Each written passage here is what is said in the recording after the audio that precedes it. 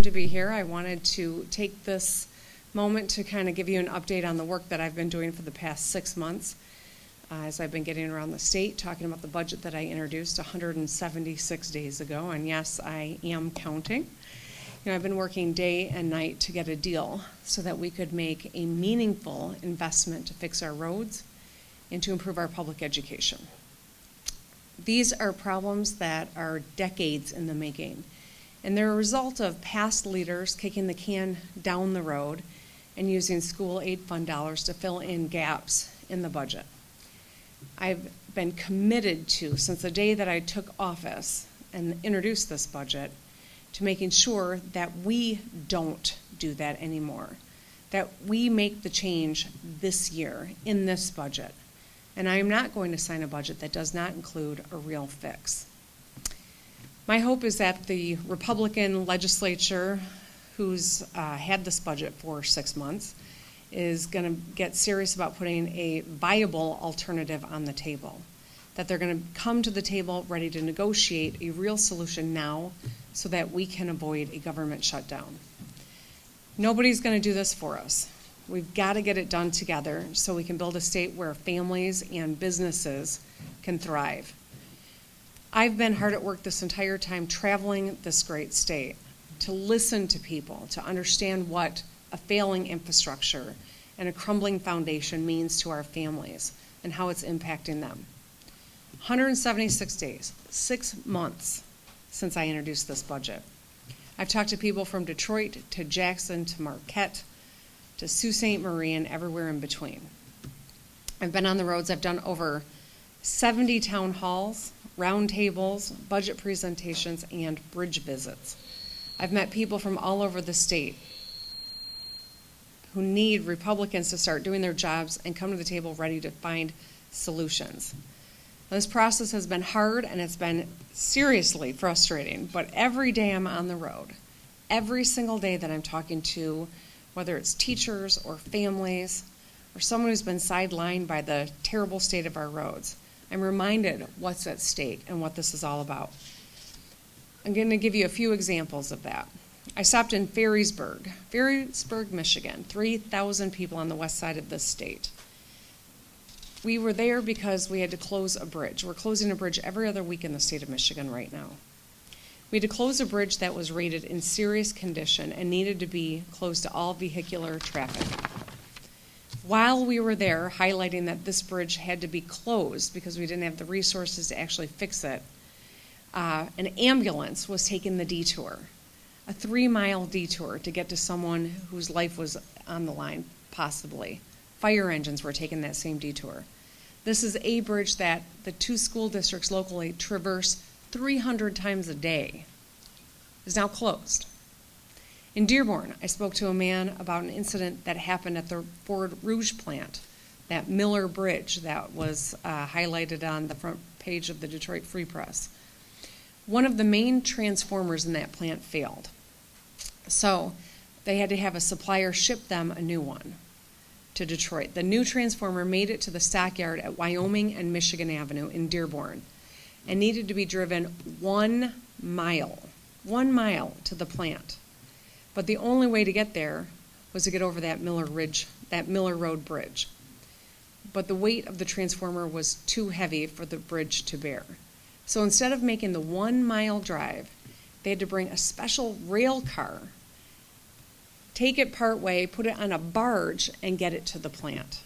What should have taken 1 hour took 30 days to get a transformer to this, automotive manufacturer. I was in Charlevoix last week, a drawbridge that's gotten stuck 3 times, not just impeding, road traffic, but maritime traffic as well. The alternative route, if that bridge goes down, is 67 miles in this pure Michigan destination, and it's gone out 3 times this year. I was in Macomb County on a peninsula where there are enormous boats, recreation, right? But also a lot of businesses, and the sheriff's maritime office. That bridge is 1 grade away from being shut down, and that's a peninsula that there will be no way to get forward and backward to and from.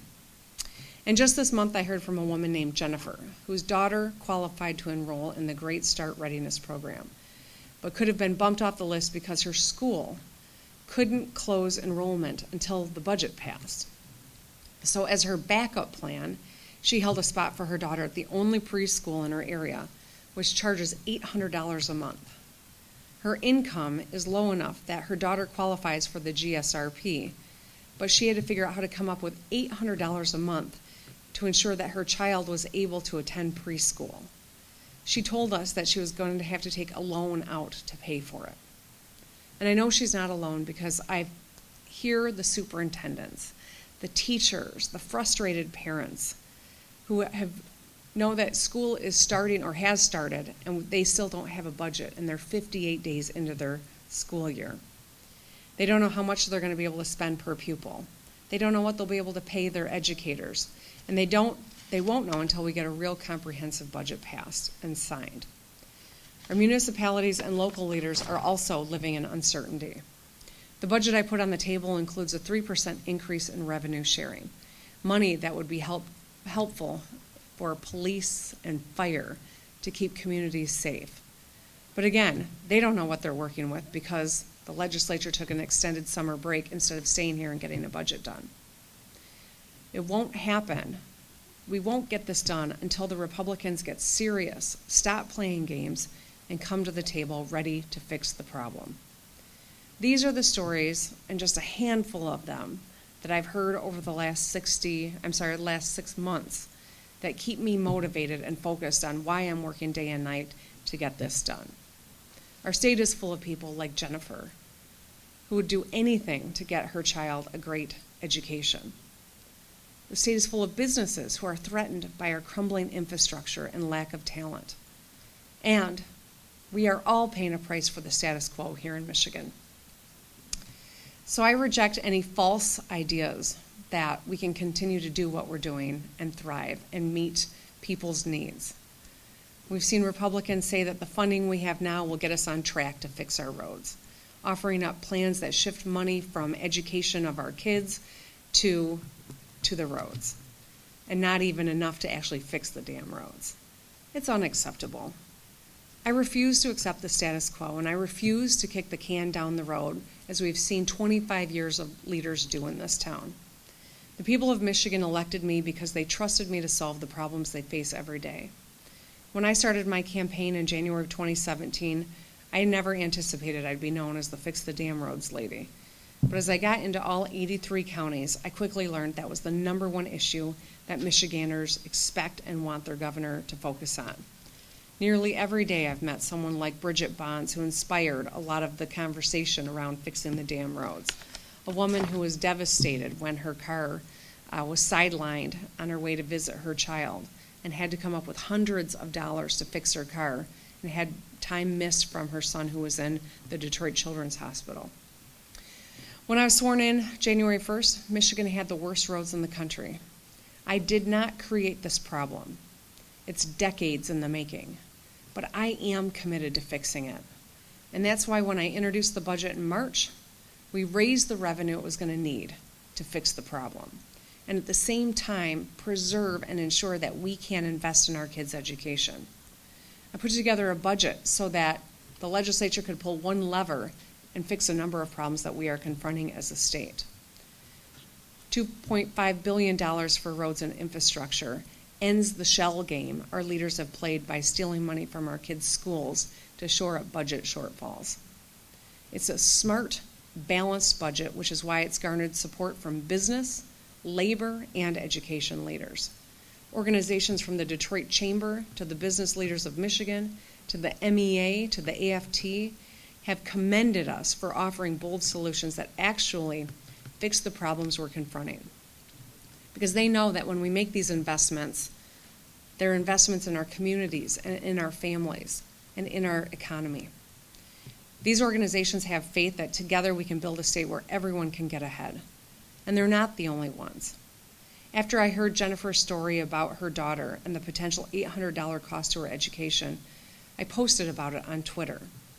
A week later, she called to tell us that the thread inspired confidence in the board of Genesee County Great Start Readiness Program that they'll ultimately have the funding they need to start on time. They were confident that when we fight for our students and for our parents and for our communities, we all win.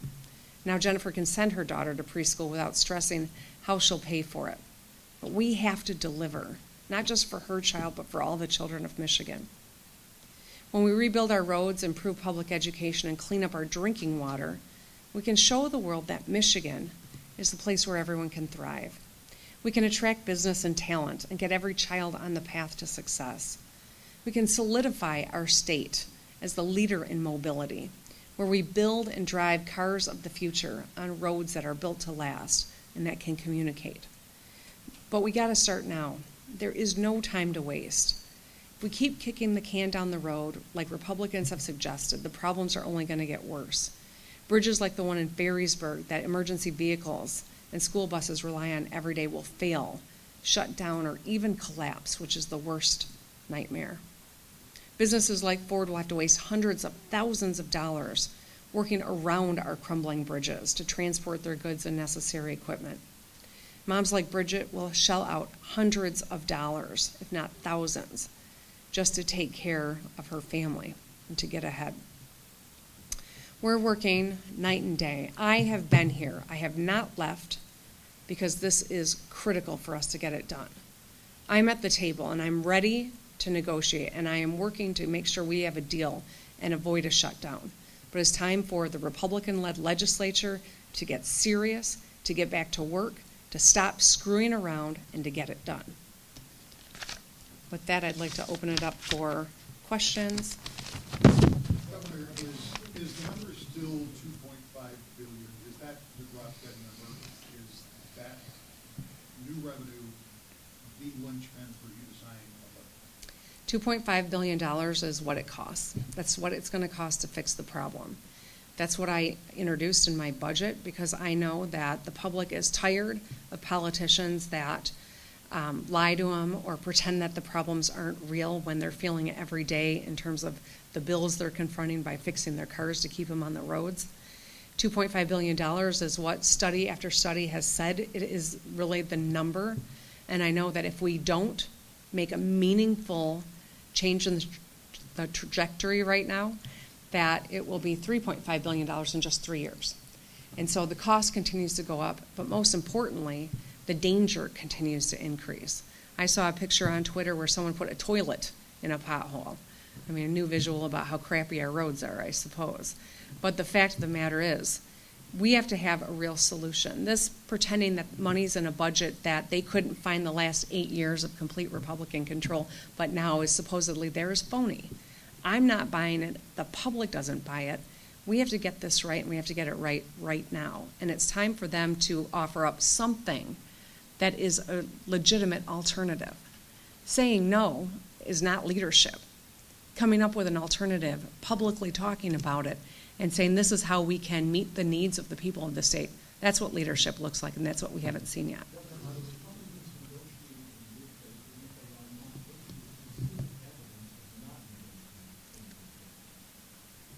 In order to be a legitimate negotiation, you have to come to the table, so you need to be in town.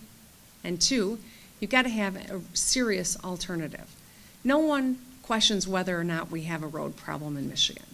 No one questions whether or not our outcomes for kids are good enough. They're not. We know that. Michigan kids have the same potential as kids anywhere else, and educators are as dedicated as anywhere else. They've been starved and stolen of the resources they need to be successful. So a legitimate alternative has got to be bringing new revenue to the conversation about how we meet our infrastructure needs. It cannot be at the expense of our education system, of our kids, or of our pensioners who work so hard on the front line every single day.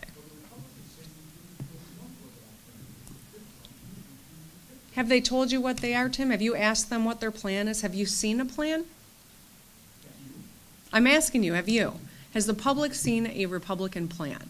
Or is it just we're having these quiet conversations behind closed doors? You know, in order to have a legitimate negotiation, you got to come to the table with something worth talking about.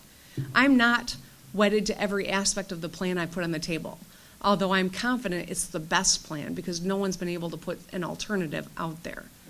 But I'm happy to sit down if you come serious with something that brings new revenue to actually fix this problem that we're confronting. Tim, I think you should ask the Republican leadership to show you their plan. I think you should do that.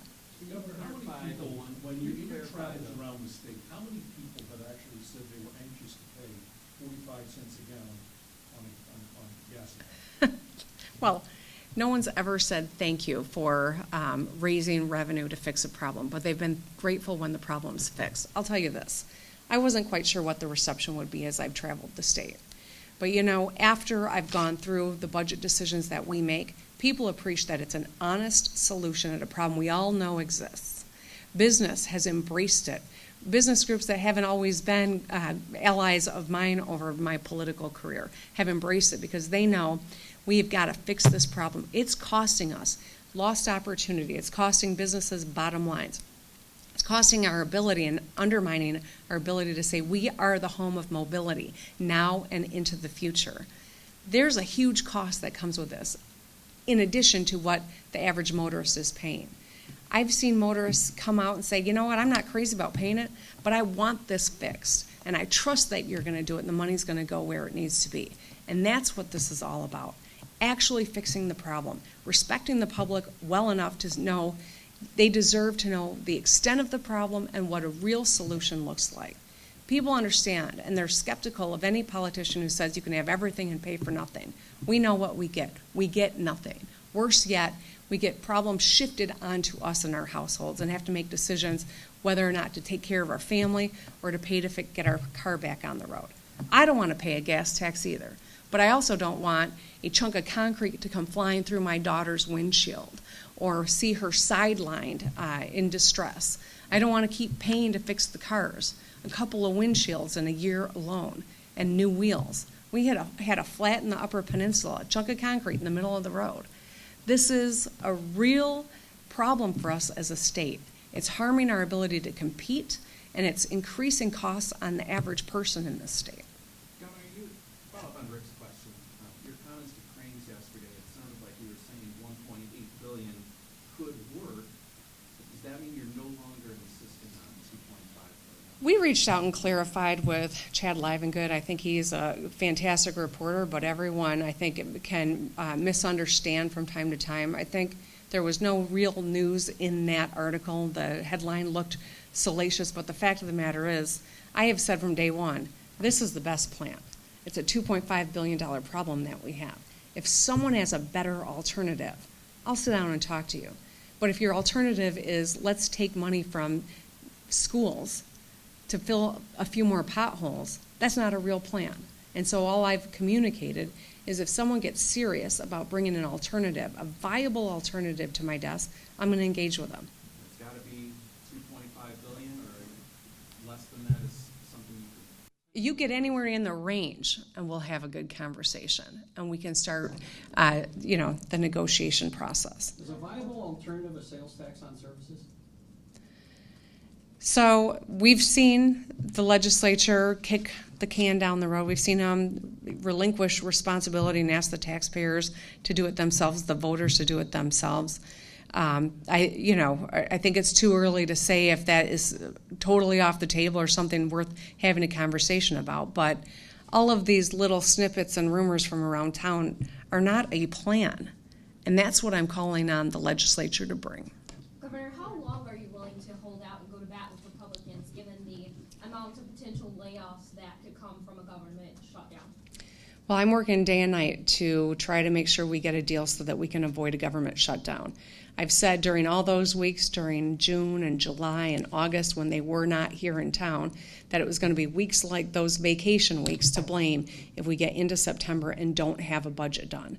And sure enough, that's where we are. This is what I've been working to avoid. Fact of the matter is, I'm going to be here day and night through the end of September, working to make sure that we get to a deal and avoid a shutdown. But it's incumbent on me as the governor of the state to be the responsible party and take the actions that we need in preparation for that scenario, hoping and working toward avoiding it, but getting prepared in the event that it happens. Governor, do you feel as though any progress has been made during these meetings with Republicans? Have they been helpful at all? So we've had a couple of meetings in the last couple of weeks We had a few months where very few legislators were even in town. The fact that there's still a dialogue, I think, is probably a good thing. But until there's real substance and there's a real plan that they bring to the table that we can discuss, we have a lot of work to do, and I think there's a lot of reasons to be very concerned. Governor, would you be open to either the MIPSR's obligation bonding idea or extending payment schedule? No. Neither of those? No. Off the table? Off the table. Why are those not serious plans? You say Republicans haven't brought any serious plans to the table. The same reason that Rick Snyder rejected those ideas. They're fiscally bad ideas, and it's taking money out of education to fill potholes. It's not a real solution. There's some kind of confidentiality agreement in your talks with the Republicans. Is there, we've heard mention that, we've agreed not to negotiate. I'm just wondering if you would see that as any kind of confidential for them to release the menu of options that they provided to you. I think that it is only a legitimate request and expectation that there's a counter to the plan that I put on the table 6 months ago. They should have even come up with it back right after the Mackinac conference, or in June when they said they would, or in July when they said it was coming, or in earlier this month when it was supposed to be out there. Here we are bumping up on Labor Day now with just a handful of days left in terms of what they plan to work. And I think that, releasing a plan or embracing some policy and endorsing it, I think is something that's a legitimate question for you to ask them. You mentioned earlier you're not married to every single aspect in your plan from 6 months ago. Are you prepared yet to say on which issues you would compromise? I'm not going to negotiate with myself. I've put a plan on the table. What I've said is that someone who's got an idea, plan that gets us toward the goal, significantly toward the goal, I will start to engage in a conversation with them, a negotiation with them. Thus far, we have seen nothing of that sort. And I think that's the problem that I'm highlighting right now. What I've said has been consistent since the day I introduced the budget.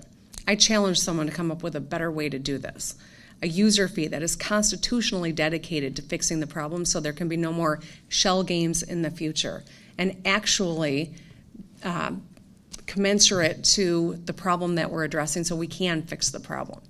The reason no one's come up with an alternative yet is because I have confidence that it's because there really isn't a great superior way about doing this. But I remain open if there are other ideas of how we do it. But they got to be real. Did they propose a 20% gas tax hike to you, Governor? Did they propose a 20% gas? A 20-cent gas tax hike. No. Mr. Shirky, that was reported that he was considering, that you've never had any conversation with him about a gas tax hike or the speaker. Is that correct? Your question seemed inconsistent. What are you asking? Did they put on the table a gas tax hike? We have had very short conversations about the MIPSR's idea that they've had. So is that a yes to my question? Have they put on the table a gas tax hike? No, not in any significant way, no. Well, how about an insignificant way? Governor, before you said that you would support the idea of a budget continuance if the negotiations are happening in good faith. Right now, you're saying that might not be the case. If the government shutdown were tomorrow, would you support a budget continuance right now? If it were tomorrow, I mean, that's, Mackenzie, I appreciate you're trying to get to this question, and the fact of the matter is I think it'd be irresponsible for me to say whether or not a continuation budget is something that I would consider. If we've got real negotiations that are progressing, and I think it's in good faith, and we're really getting to a place where we've got the kind of investment we need to fix the infrastructure crisis we have, then, that would be a factor. But, beyond that, I can't give you with any, confidence, an answer, because it's just a scenario that there are too many different pieces of. Governor, real Thanks, quick, everyone. real That's all quick. the time we have. Have you seen the vaping death in Illinois by any chance, Governor? Did you have any thoughts on that real quick? Sure. So I was listening to some coverage this morning on NPR as well on this subject, and obviously as a parent of teenagers, this is my concern, and I voiced those concerns as I signed the vaping bills that they had their shortcomings. I think we've got an opportunity to take some bold action to protect our young people, and I encourage you to stay tuned. Thanks.